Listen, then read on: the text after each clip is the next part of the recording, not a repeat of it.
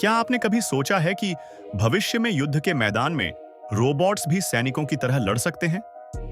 ये एक ऐसा सवाल है जो पहले केवल विज्ञान कथाओं में ही नजर आता था, लेकिन अब यह हकीकत बनता जा रहा है।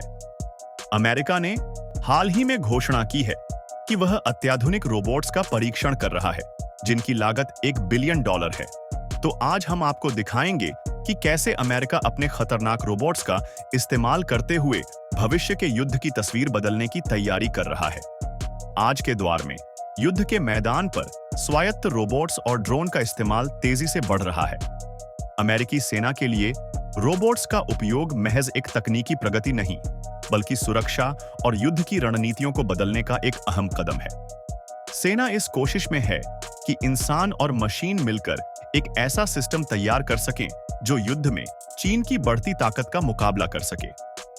इन रोबोट्स का उपयोग केवल युद्ध के लिए ही नहीं, बल्कि निगरानी, खुफिया जानकारी जुटाने और रसद पहुंचाने जैसे विभिन्न कामों में भी किया जा रहा है। अमेरिकी सेना अपने कार्यक्रम में सहयोगी लड़ाकू विमान नामक एक प्रोजेक्ट पर भी काम कर रही है, जिसमें ये नए रोबोट्स मानव पायलटों के साथ मिलकर खतरनाक मिशनों पर जाएंगे। यह योजना है कि ये रोबोट्स और ड्रोन स्वायत्त रूप से काम कर सकें और मानवीय पायलटों के साथ मिलकर रणनीतिक रूप से निर्णय ले सकें। इसका एक और उदाहरण है अमेरिकी रक्षा विभाग का रेप्लिकेटर प्रोजेक्ट, जिसका उद्देश्य है कि आने वाले 18 से 24 महीनों में हजारों स्वायत्त प्रणालियों को तैनात किया जाए। इसमें कृत्रिम बुद्धिमत्ता, AI, रोबोटिक्स और अन्य अत्याधुनिक तकनीकें शामिल की जा रही हैं। इस प्रोजेक्ट का मुख्य उद्देश्य यह है कि युद्ध के समय महत्वपूर्ण निर्णय लेने के लिए तेजी से सूचना को प्रोसेस किया जाए, ताकि शत्रु पर तेजी से प्रतिक्रिया दी जा सके। अब इन नए रोबोट्स को किलर रोबोट्स के नाम से भी जाना जाता है। ये रोबोट्स बिना मानव आदेश के ही काम करने में सक्षम हैं। इनमें से कुछ में लड़ाकू विमान, टैंक, जहाज और पनडुब्बियां शामिल हैं, जो बिना मानवीय हस्तक्षेप के भी दुश्मनों पर हमला कर सकते हैं। इसका मतलब यह हुआ कि इन रोबोट्स में आत्मनिर्भरता की ऐसी क्षमता है जो एक पूरे लड़ाई के माहौल में कारगर साबित हो सकती है।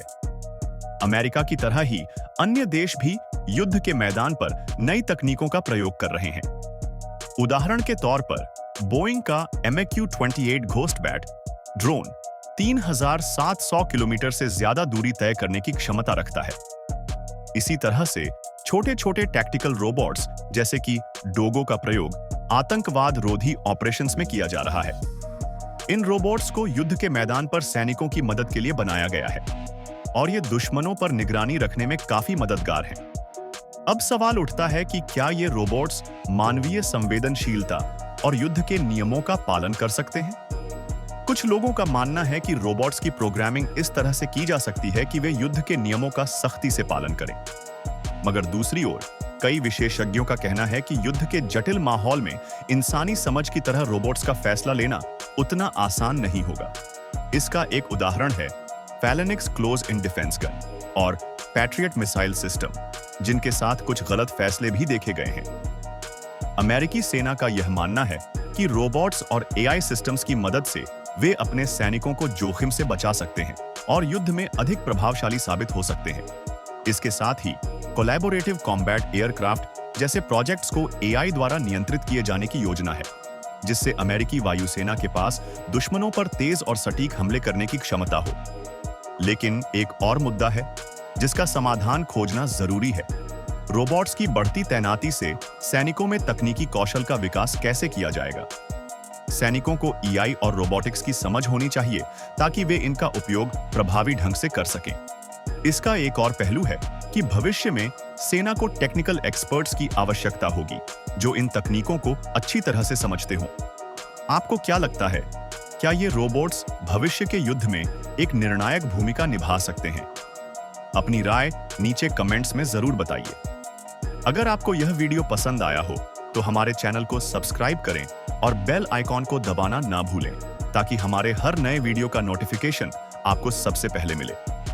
धन्यवाद। हम जल्दी मिलेंगे एक और नई रोमांचक जानकारी के साथ।